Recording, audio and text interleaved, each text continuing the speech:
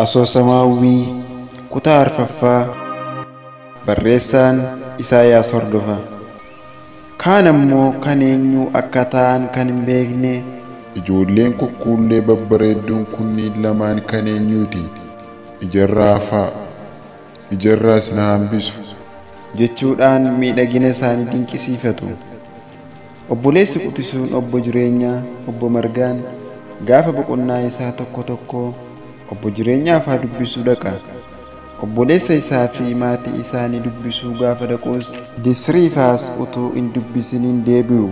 Olloota gaarii wal kabajanii wal jaallatanii fi wal gargaaranii waliin jiraatan waan ta'aniif akka hollaatti osoo hin taane akka fira dhiigaatti wal ilaalu. Obbo Margaanis sababii kana irraa ka'uudhaan yeroo obbo Jireenyaa fi maatii isaanii dubbisuu dhaqu maatii aadde Disriifaas ni dubbisa.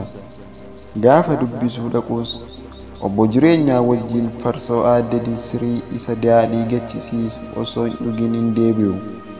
Gaaf tokko guyyaa dilbataa waaree booda obbo Margaan mana obboleessa isaa dhaqee haasaa erga turee booda maatii aadde Disriis dubbisuuf obbo Jireenyaa waliin itti gorre. Aadde Disrii wajjinis erga nagaa wal gaafatanii booda aadde Disriin ta'aa jette isaan teessiste. Farsoo isaaniif buustee haaluma kanaan farsoo aadde Disrii isa akka bookaa mi'aawu dhugaa utuu haasaanii hawwii fi latiin bakkee keessa utuu maxxafatanii wal duraa duubaan fiigaa mana seenan. Yeroo kana namoota ta'anii farsoo dhugan gidduudhaa tokko kottaa ijoollee harka na qabadhaa ittiin jennaan latii fi hawwii dhaqanii harka qaban. Namtichi gara biraa tokkos anaan ammoo harka na qabdanii ittiin jennaan isa dhaqanii harka qabanii deebi'anii obbo Jireenyaa fi obbo Margaa gudeeda isaanii gidduu galanii dhaabbatanii haasaa namootaa dhaggeeffatu. Inni tokko ijoollee kukkuullee babbareedduu jedhe. Kaan ammoo itti fufee ijoolleen kun maal attan babbareeduu Oromoo hin fakkaatanii jedhe. Itti fufees Amaara yookaan Tigiree fakkaatu jedhe. Inni kaanis dabalee dhuguma Oromoo dhumatti hin baane jedhe. Margaan jechi namooti kunniin jedhan bareedina ijoollee dinqisiifachuuf kan dubbatan ta'uu yoo hubatellee wallaalummaadhaan kan isaan dubbatan garuu garaa isa quuqe. Dogongora isaanii itti himuu barbaade. Oromoon fokkisaadha jechuu keessanii jedhee dubbii isaa gaaffiidhaan jalqabe. Itti fufuudhaanis dubbiin kun bakka tokko tokkotti Oromoo fuula qajeelee bifti miidhaguun kun Oromoon fakkaatu kun Oromoon fakkaattu jedhanii yeroo dogoggora dubbatan nan dhaga'a. Isinis isuma irra deebitan. Ani garuu wallaalummaa akkasii dhaga'uun natti ulfaata. Maaliif of xinneessinaa? Maal ta'a utuu of hin arrabsinu taane jedhe. Namoota yaada kennan keessaa inni tokko maal dookter dubbii balleessine jedhee ulfinaan. Margaan dookterii miti garuu neersiidha. Namoota naannoo sanaa ogeessa fayyaa hundumaan dookter jechuu barsiifata waan godhaniif dookter ittiin jedhan. Obbo Margaan barreessitooti Habashaa kitaaba seenaa barreessan keessatti waa'ee uummata Oromoo kan isaan jajallisanii fi maqaa xureessanii barreessan dubbiseera. Barreessitooti biyya alaas kitaabota seenaa, siyaasaa fi dinagdee uummata Oromoo fi uummattoota Itoophiyaa kaanii dhugaa jiru barreessanis baay'ee dubbiseera. Kan dubbise hundaa wal bira qabees dhugaan eessa akka jirtu nama hubateedha. Waan kana ta'eef Oromoon namummaadhaan aadaa fi afaaniin saba kamillee ol yookaan gadi akka hin taane namoota kunniinitti hime. Kana malees Oromummaa jechuun maal jechuu akka ta'e, kana malees eenyummaa isaanii wallaalanii akkamitti akka gadi xiqqeessanii of ilaalan itti agarsiise. Sirna nafxanyaa hacuucee isaan bitu kun bulchiinsa irratti mannootii barnootaattis ta'e kitaabotiin maxxanfamanii ba'an hundi guddaa fi jabaan Amaara aadaa fi afaan gaariin kan Amaaraa kan Oromoo fi uummattoota Itoophiyaa kaan immoo faayidaa kan qabnetti gadi xiqqeessee sammuudhaan gabroomsee hacuucee uummata Oromoo bitaa waan jiruuf ilaalcha dogongoraa akkasii sammuu isaanii keessa akka taa'u gochuusaa ibseef. Waan kana ta'eef utuu hin beekin of xiqqeessuun isaanii dogoggora waan ta'eef ilaalcha akkasii of keessaa baasanii Oromummaa isaaniitti akka boonan isaan gorse. Boqonnaa lammaffaa. Barri isaa 1951. Hawwiin waggaa 5, Latiin waggaa 7. Mana barumsaa galuun isaanii ni ga'e. Jalqaba waggaa irratti dabtara, qalamaa fi uffata isaaniif barbaachisu hundumtuu isaaniif bitame. Mana barumsaa ergamtoota wangeelaa Siwiidinii galan. Hundeessitoota mana barumsaa kana keessaa tokko Abbaa Gammachiis yookaan Oneesimoos Nasiib jedhamu. Abbaan Gammachiis bara 1899tti biyya Siwiizerlaandii ganda Kiristoonaa jedhamutti kitaaba qulqulluu afaan Siwiidinii irraa qubee saabaatiin gara afaan Oromootti kan hiikan ergamaa wangeelaadha. Manni barumsaa kun kan qajeelfamus ergamtoota wangeelaa Siwiidiniitiin si'a ta'u hawwii fi lateef mana isaaniitti baay'ee dhiyoodha. Waldaa kiristaanaa warra wangeelaa yookaan waldaa makaana Yesuus ammaa fuulleetti kan ijaaramedha. Jalqaba ji'a gurraandhalaa bara 1925 yeroo ijaaramu kutaa 1 hamma 3 qofaatti barumsa kennaa ture. Manni barumsaa kun bara hojii barsiisuu jalqabe sana barattoota 30 ta'an fudhatee bara hawwii fi latiin mana barumsaa kana galan garuu 1 hanga 6tti guddatee ture. Manni barumsaa kun bara hundeeffame barumsa kennuu jalqabe sana barnoota amantii kiristaanaa, afaan Oromoo, Amaaraa fi Ingilizii dubbisuu fi barreessuu qofa barsiisa ture. Barsiisonni bara sanaas Oneesimoos Hirphee Abbaa Magaal, Gannoo Salphaanaa yookaan Asteer Gannoo fi Sittiinaa Iskoold turan. Bara hawwiinfaa barumsa jalqaban barattoonni jalqaba mana barumsichaa seenan kutaa lammaffaatti darbuuf kutaa tokkoffaa waggaa 3 baratu. Jalqaba 1 caa, waggaa lammaffaatti 1 baa, waggaa sadaffaatti 1 a, waggaa arfaffaatti kutaa lammaffaatti darbu. Waan kana ta'eef hawwii fi latiin 1 caa galan. Manni isaa citaadha, 1 baanis citaadha. Kutaan qorqorroo 1 a irraa hamma 6ffaatti kan jiranidha. Hawwii fi latiin waggaa haaraatti mana barumsaa haaraa, hiriyoota haaraa kan kanaan dura waliin beekne gidduu galanii itti madaqaa jiru. Barsiisaan afaan Amaaraa isaan barsiisu Abbaa Mangistee kan jedhaman luba kiristaanaa Ortodoksiidha. Isaanis haa balu yeroo jedhan ijoolleenis hordofanii haa jedhu malee ijoolleen hundi afaan Amaaraa hin beekani. Abbaa Mangisteen qubee afaan Amaaraa kan barsiisan yoo ta'an illee ijoolleen afaan Amaaraa sababiin nageenyeef afaan Oromootiin kun haa kullaadha jechaa itti aansanii immoo yee haano yee laano jechaa barsiisu. Abbaa Mangisteenis afaan Oromoo eega achi dhufanii baratan malee dhalooti isaanii biyya Gojjamiidha.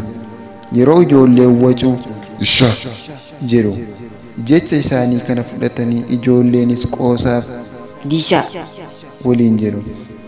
Harcummee dheeraa 2-3 of bira kaawwatanii ijoollee wacan dugda irra buusanii gubu. Gaafa aaran immoo calluma jedhi jennaan didde ani maali godhe jedhanii afaan qabachiisu. Hawwii fi latiin akka kanaan 1 caa keessatti qubee afaan Amaaraa baratanii waggaa lammaffaatti ammoo 1 baatti darbani. Kutaa kana keessatti ammoo kan barsiisan dubartootaadha. Aadde Yeshii Immaabeet Iddoosaa afaan Amaaraa beeku. Aadde Gumarii fi Giiftii Biishaan garuu afaan Oromoo malee afaan Amaaraa dubbachuu sirriitti hin danda'ani. Afaan Oromoo hin barsiisan malee kan isaan ittiin dubbatanii qubee lakkoofsisan afaan Oromootiin. Isaanis utuu hin jaallatin sirna sana keessa lubbuun jiraachuun waan isaan irra jiruuf daa'imman Oromoo sammuun garboomsuun dirqiitti ta'a. Ilmaan Oromoo hanga mana barumsaa dhaquu ga'anitti afaan haadhaa fi abbaa isaanii, qe'ee warra isaanii fi ganda isaanii keessatti sodaa tokko malee dubbatu. Sirna mootummaa sana keessatti afaan Oromoo afaan Amaaraa gaditti akka tuffatamee ilaalamus hin beekani. Egaa ilmaan Oromoo sadarkaa kana irratti mana barumsaa yeroo galan afaan Oromoo kan gatii hin qabnee fi kan bu'aa hin qabne, afaan gaariin kan gatii qabu, yoo baratan kan hojii ittiin argachuu danda'an afaan Amaaraa ta'uu isaa dirqiin hubatu. Egaa yeroo kana irraa jalqabee afaan saba kaanii akka bu'aa hin qabnetti, kan bu'aa qabu afaan Amaaraa akka ta'etti sammuu isaanii keessa kaawwatanii guddachuu jalqabu. Sirna mootummaa olaantummaa saba Amaaraa qofaaf dhaabbate keessatti ilmaan Oromoo mana barumsaa sirna sana keessatti baratan afaan Oromoo irraa afaan Amaaraa kan caalutti fakkaata. Gara bira ammoo sammuun Oromootaa kan sammuu garboomsu sirna simaa bala'uudhaan yeroo rakkoo isaanii himatanidha. Madaallii beekumsaa afaan Amaaraa beekuu fi wallaaluudhaan waan ta'eef abaluu nama beekaadha, afaan Amaaraa akka Amaaraatti dubbata jedhama. Yoo afaan Amaaraa akka Amaaraatti dubbachuu wallaale itti kolfama. Hojjettoonni Oromoo hojii mootummaa guguddaa irra jiran illee barumsa sadarkaa guddaa yoo qabaatan illee afaan Amaaraa akka Amaaraatti dubbachuu yoo baatan itti kolfama. Ilaa namtichi kun kolleejjii yookaan yuunivarsiitii baratee raawwatee digiriidhaan nama eebbifamedha. Garuu maal godha? Afaan Amaaraa qulleessee hanga ammaatti dubbachuu hin danda'u jechuudhaan itti kolfanii hamilee cabsu, itti qoosu. Hawwii fi latiin barumsa isaaniitti jaboodha. Kutaa mana barumsaa keessattis wal bira taa'u. Yeroo boqonnaaf bilbilli bilbilamee gadi ba'anii taphataniis yoo ijoolleen isaan lolan ilma obboleessa obbo jireenyaa Dalasaa jedhamutti fiiganii himatu.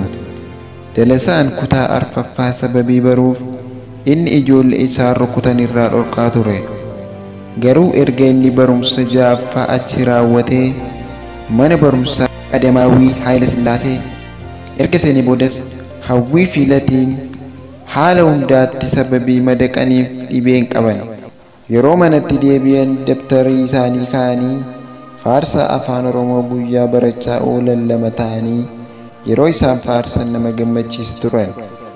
Obbo Jireenyaanis mee kanarra barreessitan dabaree dabareedhaan naa dubbisaa yeroo ittiin jedhan kan barreessaa oolan dubbisuuf. Erga dubbisanii booda Obbo Jireenyaan baay'ee gaariidha, mee faarsaa arra barattan ammoo na dhageessisaa yeroo ittiin jedhan isa kan faarsinu jedhanii walii isaanii erga wal gaafatanii booda kan walii galan irratti faarsuu jalqabu. Obbolee Yaaqoob, raaftanii, bilbileeni bilbila,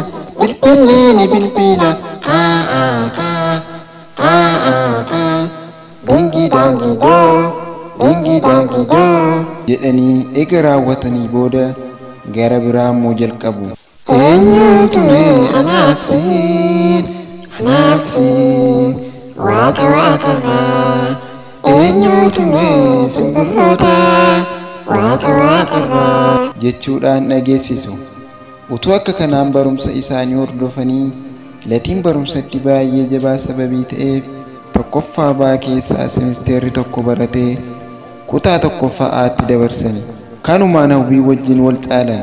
Latiin mana barumsaa misiyooniitti qormaata ministirii fudhatee torbaffaatti darbuudhaan mana barumsaa sadarkaa lammaffaa Qadamaawwii Haayile Sillaaseetti ce'e. Kanumaan hawwii irraa waggaa tokkoof gargar ba'e. Haa ta'u malee mana barumsaa isaanii irraa gara mana isaaniitti yeroo deebi'an gammachuudhaan wal simatanii yaaddoo walirraa qaban baafatu. Hawwiin guyyaa kan barachaa oolte keessaa kan isheef hin galle latii gaafachuudhaan barumsa hundumaa sababii qalbiidhaan hubattuuf barumsa isheetti cimtuu taate.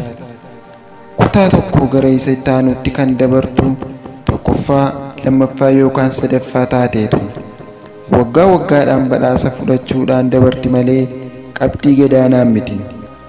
Akka kanaan kutaa ja'affaa misiyooniitti raawwattee torbaffaa qadamaawwii Haayile Sillaaseetti ceete. Latii wajjin ooluudhaan gammachuu dhabdee turte argatte. Hawwii fi Latiin barumsa isaanii irratti jaboo waan ta'aniif barsiisotaa fi barattoota biratti maqaa guddaa qabu. Yeroo mana barumsaa dhaqaniis yeroo manatti galaniis walirraa addan ba'an. Kan isaan hin beekne obbolaadha jedha.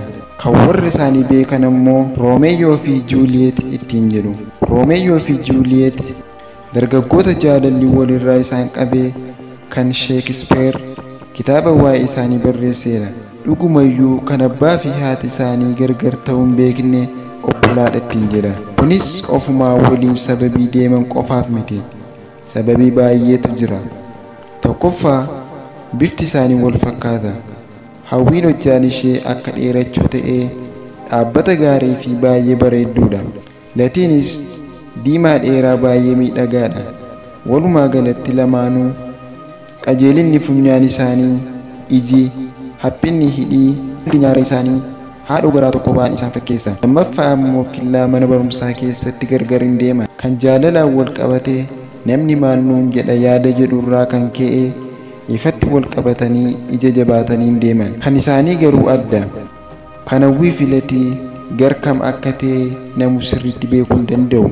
Hundumaayyuu kan beekan isaan lamaan qofaadha malee haatii fi abbaan illee kan ilaalan akka obbolaa bantii mana tokko jalatti dhalatanii qe'ee tokkotti guddatanii kan waliin baratan hiriyoota wal jaallatan jedhu malee jaalala durbaa fi dhiiraati jedhee namni isaan shakku hin jiru. Haatii fi abbaan Hawwii intalli isaanii gaafa guddattee heerumaaf geessu sooressatti heerumsiisanii hiyyummaa keessaa ba'uu yaadu. Kanaaf haalli isaan intala kan itti to'atan baay'ee cimaadha. Garuu Latii irraa gargar baatee qofaa ishee bakki deemtu sababii hin jirreef karaa kanaan yaaddoon qaban. Latii akka ilma isaaniitti ilaalu. Dhugumayyuu mana barumsaattis ta'ee bakka gara biraatti Hawwii harkatti galfachuuf dargaggeessa ishee kajeeluu baay'achaa dhufe.